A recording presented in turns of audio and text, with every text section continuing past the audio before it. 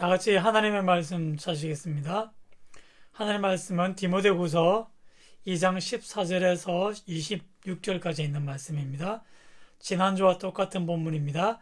디모데후서 2장 14절에서 26절까지 있는 말씀입니다. 다 찾으셨으면 저와 여러분들이 한 절씩 번갈아 읽도록 하시겠습니다. 너는 그들로 이 일을 기억하게 하여 말다툼을 하지 말라고 하나님 앞에서 엄히 명하라. 이는 유익이 하나도 없고 도리어 듣는 자들을 망하게 함이라. 너는 진리의 말씀을 옳게 분별하며 부끄러울 것이 없는 일꾼으로 인정된 자로 자신을 하나님 앞에 드리기를 힘쓰라. 망령되고 헛된 말을 버리라. 그들은 경건하지 아니하며 점점 나아가나니. 그들의 말은 악성 종량이 퍼져 나감과 같은데 그 중에 후메네오와 빌레도가 있느니라. 진리에 관하여는 그들이 그릇되었도다. 부활이 이미 지나갔다 하므로 어떤 사람들의 믿음을 무너뜨리느니라. 그러나 하나님의 견고한 터는 섰으니 인침이 있어 일렀으되 주께서 자기 백성을 아신다 하며 또 주의 이름을 부르는 자마다 불의에서 떠날지어다 하였느니라. 큰 집에는 금그릇과 은그릇뿐 아니라 나무그릇과 질그릇도 있어 귀하게 쓰는 것도 있고 천하게 쓰는 것도 있나니. 그러므로 누구든지 이런 것에서 자기를 깨끗하게 하면 귀히 쓰는 그릇이 되어 거룩하고 주인의 쓰심에 합당하며 모든 선한 일에 준비함이 되리라. 또한 너는 청년의 정욕을 피하고 주를 깨끗한 마음으로 부르는 자들과 함께 의와 믿음과 사랑과 화평을 따르라. 어리석고 무식한 변론을 버리라. 이에서 다툼이 나는 줄 알미라. 주의 종은 마땅히 다투지 아니하고 모든 사람에 대하여 온유하며 가르치기를 잘하며 참으며 거역하는 자를 온유함으로 훈계할지니 혹 하나님이 그들에게 회개함을 주사 진리를 알게 하실까 하며. 같이 읽습니다. 그들로 깨어 마귀의 올무에서 벗어나 하나님께 사로잡힌 바 되어 그 뜻을 따르게 하실까 함이라. 아멘. 먼저 교회 소식 말씀드리겠습니다. 오늘 오후 2시에 교회 건축 현장에서 11월 정기 재직회로 모이도록 하겠습니다. 재직들은 다 기억하시고 함께 모여 주시길 바라겠습니다. 그리고 교회 건축이 또 진행이 잘 이루어지고 있습니다만, 그러나 또 우리가 해결해야 할 크고 작은 문제들이 계속 발견이 되고 또 노출이 되어집니다. 그래서 우리가 건축을 이제 전문가들이 아니기 때문에 예를 들어서 화장실을 어떻게 꾸미고 또 수도를 어떻게 배관을 공사하고 이런 부분들, 미세한 부분들이 있어서 저희들이 신경을 많이 써야 되는데요. 전문가들이 아니기 때문에 이제 조금씩 저희들이 알지 못하는 그런 어려움들이 발견이 되곤 합니다. 어쨌든 하나님께서 세밀하게 간섭하셔서 그런 세밀한 부분에 이르기까지 오차 없이 정확하게 공사가 이루어질 수 있도록 여러분께서 계속적으로 기도해 주시길 바라겠습니다. 그리고 코로나 사태도 이제 우리 주변에서 또 확진자가 생기는지는 아직까지는 잘 모르겠습니다만, 그러나 전체적으로 확진자가 늘어가기 때문에 계속적으로 조심하고, 또 우리 아이들도 학교에 지금 온라인으로 수업을 하고 있는데요. 어쨌든 지금은 조심하고 또 견뎌내야 될 시간들입니다. 하나님 주시는 힘으로 우리의 면역력을 최고로 높여주셔서 이 땅의 모든 백성들이, 온 세계 사람들이 이 코로나를 잘 이겨낼 수 있도록 여러분께서 기도해 주시길 바라겠습니다. 아멘. 지난주에 이제 예배가 끝나고 우리 딸에게 이렇게 물었습니다. 너는 어떤 그릇으로 쓰임 받기를 원하느냐? 그랬더니 이제 제 딸이요, 은그릇이요, 그렇게 대답을 하더군요. 본인은 금이나 다른 것보다도 은의 색깔이 예쁘기 때문에 은그릇이 좋다고 합니다. 근데 중요한 것은요, 누구 마음요? 우리의 마음이 아니라 하나님의 마음. 하나님께서 쓰기를 원하시는 대로 우리를 쓰신다라고 하는 것이죠. 그렇기 때문에 우리가 바라야 될 것은요, 하나님의 마음에 드는 그릇이 되는 것이 가장 중요한 사실이 아니겠습니까? 우리 가족들 얼굴을 돌아보시면서 이렇게 한번 인사하시겠습니다.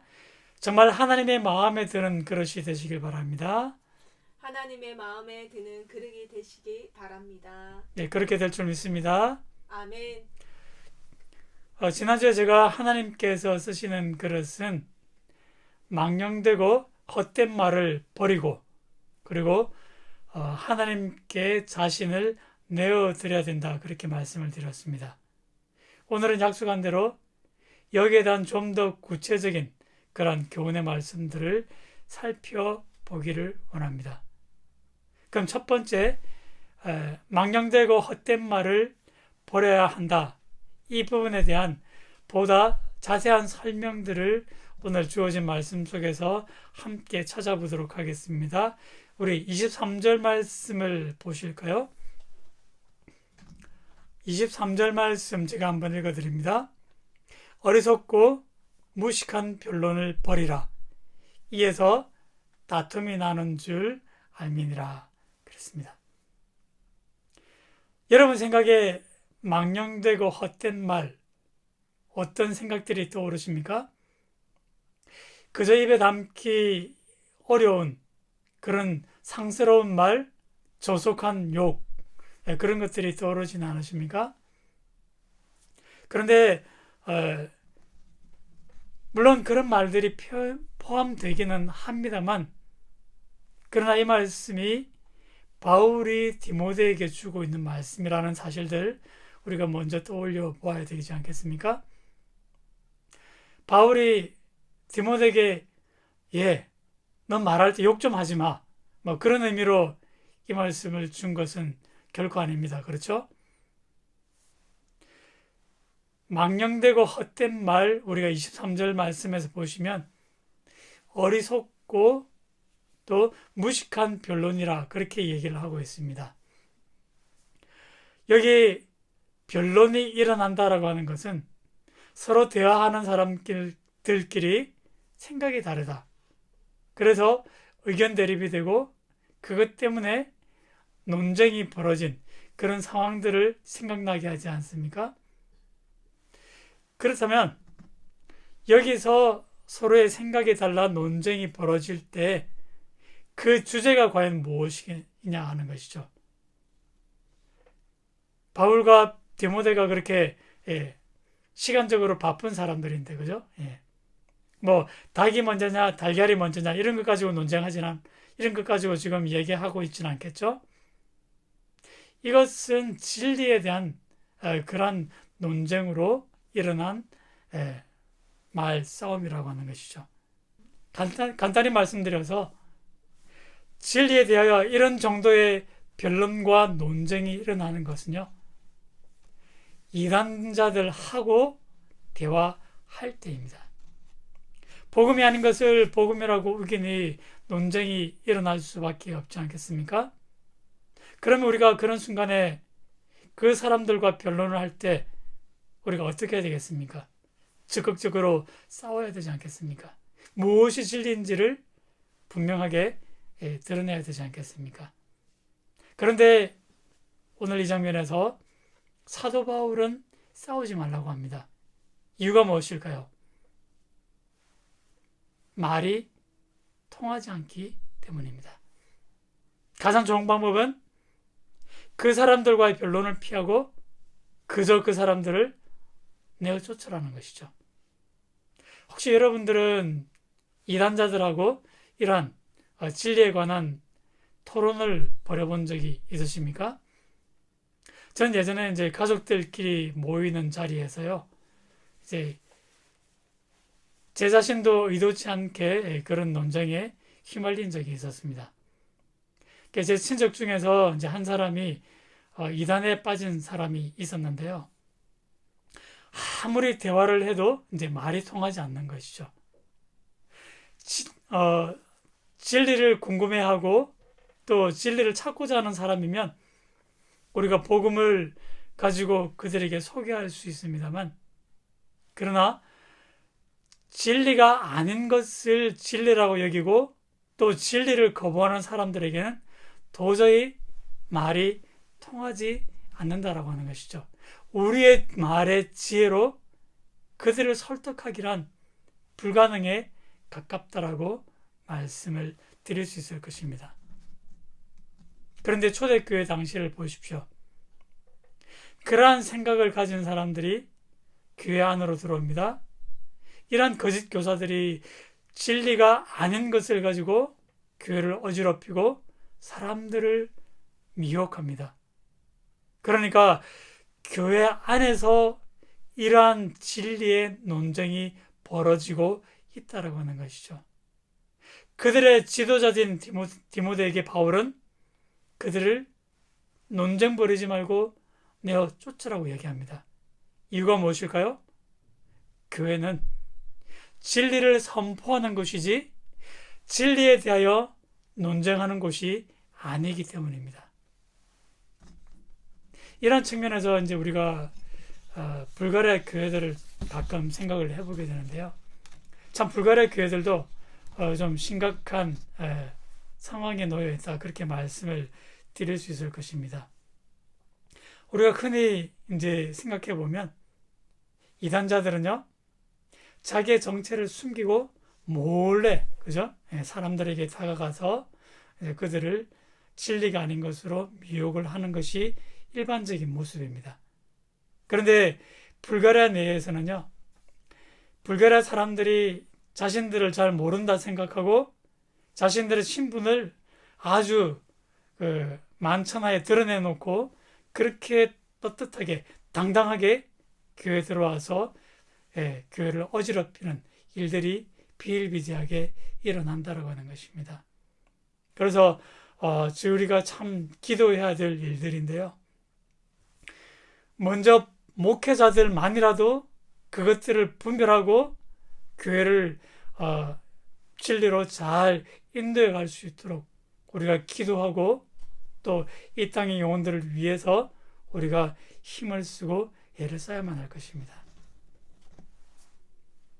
그렇기 때문에 하나님께서 쓰시는 기준이 되려면 우리가 먼저 이 진리의 분명한 기준점 위에 서 있어야 되고요. 그리고 그 기준점 밖에 서 있는 교회를 미혹하는 자들을 논쟁하고 토론을 벌이는 대신에 그들을 적극적으로 내쫓아야 된다는 것입니다. 그리고 그들의 미혹을 피할 수 있도록 우리가 애를 써야 된다는 것이죠. 이러한 깨달음이 우리 안에 분명하게 기준을 내릴 때 우리가 하나님으로 진리로부터 멀어지지 않도록 우리를 인도해 갈 것입니다. 그렇게 되어야 하나님이 쓰실 수 있는 그러한 아름다운 깨끗한 그릇으로 우리가 준비되어 갈 수 있다는 것이죠. 두 번째로 하나님께서 쓰시는 그릇이 되려면요, 그분께 자신을 내어드릴 수 있어야 한다라고 말씀드렸습니다. 여러분, 구체적으로 우리를 하나님께 내어드린다. 어떻게 내어드릴 수 있을까요? 내어드린다는 의미가 과연 무엇이겠습니까? 우리가 그 의미를 22절 말씀에서 찾아보실 수 있는데요. 우리 22절 말씀을 다시 한번 한 목소리로 함께 읽어보도록 하시겠습니다. 또한 너는 청년의 정욕을 피하고 주를 깨끗한 마음으로 부르는 자들과 함께 의와 믿음과 사랑과 화평을 따르라. 예. 자, 여러분 말씀을 잘 보십시오. 바울이 디모데에게 너는 청년의 정욕을 피하라 그랬습니다. 우리의 생각 속에서 디모데는 어떤 사람입니까?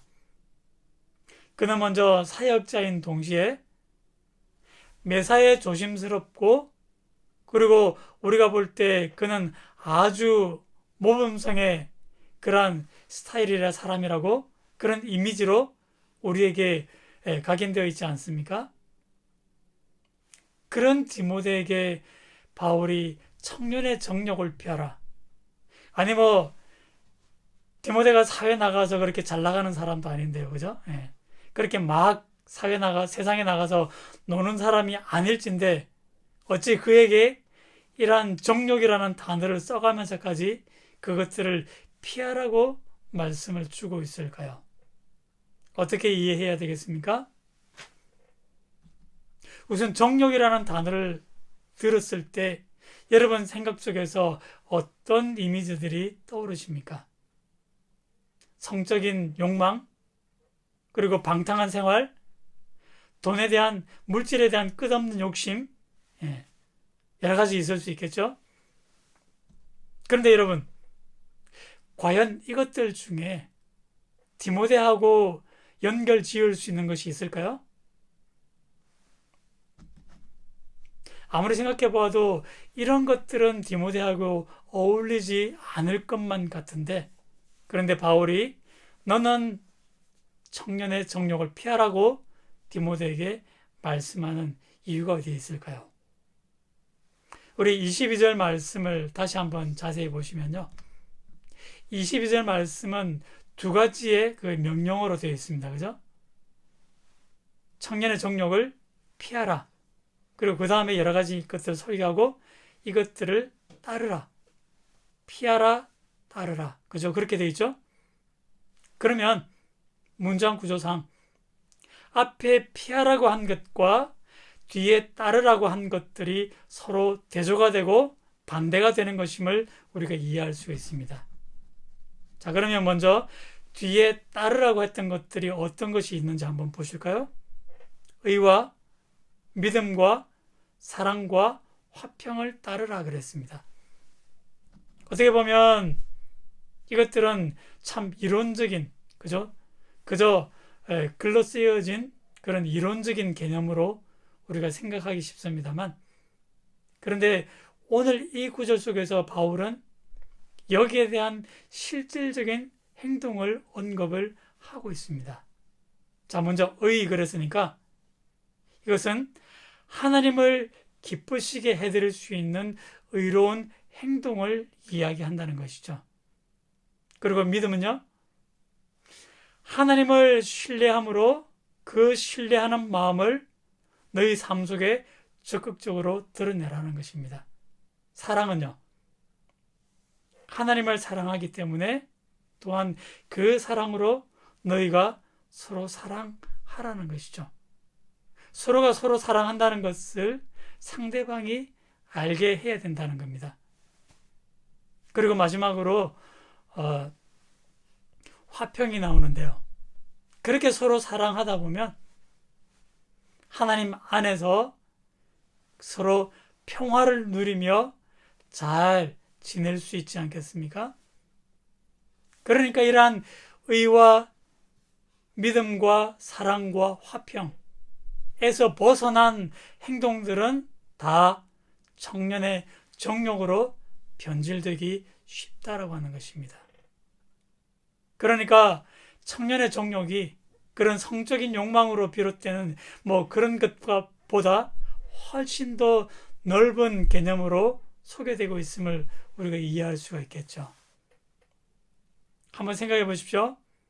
사회에서 우리가 교통법규를 어기고 또 사람을 해치지 않는다고 해서 그 사람을 좋은 사람이라고 우리가 인정할 수 있겠습니까? 마찬가지입니다. 성적인 욕망이나 그런 행동들을 피한다고 해서 그저 그것만 가지고 우리가 하나님 앞에서 깨끗한 그릇으로 우리가 인정받을 수 없는 것과 똑같은 이치입니다. 중요한 것은 이렇게 깨끗한 사람들, 주를 깨끗한 마음으로 부르는 자들과 함께 이러한 것들을 따르라고 말씀을 주고 있습니다. 그러니까 이것은 혼자 할 수 없는 것들이죠. 그러하기 때문에 우리에게는 믿음의 공동체가 필요합니다. 틀림없이 우리는 그 믿음의 공동체 안에 소속이 되어 있어야 한다는 것입니다. 왜요? 이렇게 사랑과 화평을 함께 누리기 위해서입니다. 그런 측면에서 보면 그 속에서 서로가 서로에게 선한 좋은 영향력들을 미쳐 나갈 수 있을 때 비로소 우리는 하나님께 선하게 쓰임 받을 수 있다는 것이죠. 근데 가만히 보시면 우리가 하나님께 선하게 쓰임 받을 수 있는 우리의 환경은 완벽하게 조성되어 있지 않으십니까? 여러분들이 여러분 가족들을 사랑하고 행복하게 느끼신다면, 그리고 또 여러분이 정말 하나님께서 사랑하시는 교회의 구성원으로 함께 예배하고 기도하고 말씀의 은혜를 나누는 자리가 있다면 여러분들은 하나님께 선하게 쓰임 받을 수 있는 그런 완벽한 조건들이 구비된 환경 속에서 살아가고 있다는 것입니다. 확신하십니까? 아멘. 예. 비록 뭐 조금 마음에 들지 않는 사람들에게서 그죠? 그런 부분이 있을지라도 그럼에도 하나님께서 우리에게 이러한 환경을 베풀어 주신 것 자체가 은혜가 아니겠습니까? 예. 아멘 안 하시는 분들은 아마 부부싸움을 하셨든지 그런 일들이 있으신가 보죠. 예. 아멘. 예, 아멘입니다. 하나님께서 쓰시는 금그릇, 은그릇이 되려면 우리가 일반적으로 생각해 보면 아주 특별한 사람들만 이렇게 받는 것처럼 생각하기 쉽죠. 불꽃 가운데서 부르심을 받았던 모세, 혹은 선지자 사무엘을 통해서 왕으로 기름 부음 받았던 다윗. 그러나 이런 특별한 사람들만 하나님께서 금그릇, 은그릇으로 쓰지는 않으셨다는 것이죠. 하나님은 지극히 일상 가운데서 평범하지만 그러나 깨끗하게 준비되기만 하면 그러한 사람들을 능히 당신께서 쓰시는 아름다운 그릇으로 받으신다는 사실을 명심하시고 또 믿어 의심치 않으시길 바랍니다. 아멘. 그러므로 우리의 연약한 부분, 우리의 작은 부분, 여러분 그것은 전혀 우리가 자격지심으로 받아들일 필요가 없다라고 하는 것이죠. 내가 할 수 있는 일이 작다 할지라도 작은 일에 충성하는 사람에게 더 큰 권세를 맡기신다 주님은 말씀을 하셨습니다. 그렇다면 우리는 얼마나 하나님께서 쓰실 그릇으로 준비가 되어 있습니까? 이 질문을 들으면 우리 안에 좀 부담을 가지고 또 괜히 긴장하시는 분들이 계실지 모르겠는데요. 결코 우리가 여기에 대해 많은 준비를 해야 될 것 같은 그런 부담감들은 여러분 내려놓으시기를 바랍니다. 왜냐하면 이미 우리는 하나님께서 베풀어 주신 그 믿음의 공동체 안에서 서로를 사랑하고 서로를 세워주고 믿음으로 더욱더 성숙해 가고 있는 사람들이기 때문입니다. 아멘. 부족하지만 하루하루 살면서 내 안에 이러한 영적인 성숙이 이루어져 가고 있다는 사실들을 여러분 꼭 믿으셔야 합니다. 아멘. 그래서 그렇게 더욱더 우리가 이러한 일들에 헌신하고 우리 자신들을 내어드리면 결코 하나님께서 쓰지 못하실 이유가 전혀 없다라는 사실입니다. 아멘. 그러므로 날마다 이런 일들을 감당할 수 있도록 성령께서 우리와 함께 하셔서 우리를 깨끗하게 다듬어 가시고요. 그리고 그 다듬어주신 모습으로 우리가 이러한 삶을 지속할 수 있도록 끊임없이 믿음의 용기를 허락해 주시고 있습니다. 아멘. 사실 성경으로 우리의 관심을 조금 돌려보면요, 우리가 다윗과 사울을 한번 비교해 봅니다. 인간 다윗은 키 작은 목동에 불과했고, 반면에 사울은 어떻습니까? 아주 키도 훤칠하고 그 용모가 용사처럼 그렇게 당당하고요. 그리고 실제로 전쟁에 나가서 승리한 그런 경험도 가진 사람입니다. 더군다나 그는 한때 하나님의 영에 사로잡히기까지 하여 예언까지 했던 인물입니다. 이런 거 보면 왕으로 확실하게 준비된 사람이 아니겠습니까? 다윗과 비교해 보면 최소한 사람들의 눈에 볼 때 다윗보다는 사울이 더 지도자로서 어울린다라고 생각을 했을지 모르겠습니다. 그럼에도 불구하고 하나님께서는 사울을 더 이상 왕되지 못하도록 그를 버리셨습니다. 그에게 능력이나 조건이 부족해서가 아니라 오랜 시간 지내보니 하나님 보실 때 그의 마음이 깨끗하지 않았기 때문입니다. 이제 세상의 욕심으로 그의 마음이 변질되었을 때 하나님은 조금도 머뭇거림 없이 그를 버리시고 말았다는 얘기입니다. 물론 우리 가운데 여러분 왕으로 쓰임 받고 싶으신 사람들이 있으십니까? 그런 욕심은 우리에게 글쎄요 없어질 좀 있습니다. 하지만 하나님께서 우리를 어떻게 쓰실까요? 여러분들은 어떻게 쓰임 받기를 원하십니까?